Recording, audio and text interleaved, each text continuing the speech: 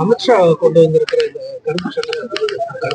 இது வன்மையா கண்டிக்கத்தக்கது. இதை யாருக்கு குறிவைத்து இவர்கள் அந்த சட்டத்தை கொண்டு வருவார்கள் என்று நாங்கள் அறிவோம். அது ஒருபோதும் ஈடுபடாது.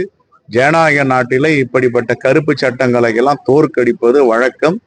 ஒருபோதும் இந்த கருப்பு சட்டங்களை ஜனநாயக நாட்டில் நம்முடைய இந்திய மக்கள் ஒருபோதும் அனுமதிக்க மாட்டார்கள். தொடர்ந்து தவறு செய்கிறார்கள். இதுவும் இமாலய தவறாகத்தான் நாங்கள் பார்க்கிறோம்.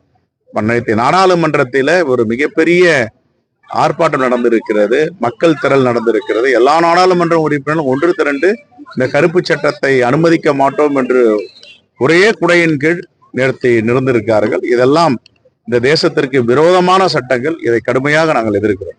2026 சட்டமன்ற தேர்தலில் அவர் சொல்லியிருக்காரு. ஆனா ஒரு உண்மையை ஒத்துட்டு இருக்காரு. திமுக சிறப்பா களத்துல இருக்கு அப்படின்னு.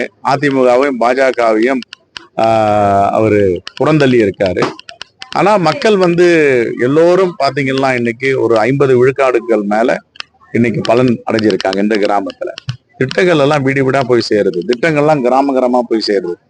இந்தியாவில மட்டும் இல்ல, உலகத்தில் இல்லாத திட்டங்கள்லாம் இந்த 4 ஆண்டுகளில் தமிழ்நாடு அரசு மாண்புமிகு முதலமைச்சர் அவர்கள் நிறைவேற்றியிருக்காரு.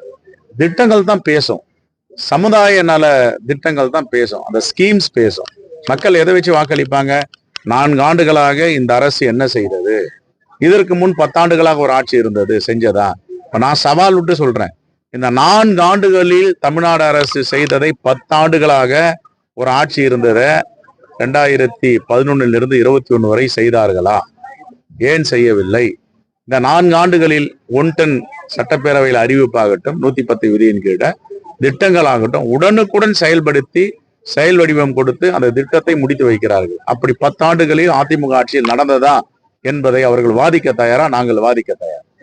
அதே போல அம்பேத்கர், காமராஜர் நல்ல சினிமாக்காரர்கள், அரசியல்வாதிகள் சொல்லியிருக்காங்க.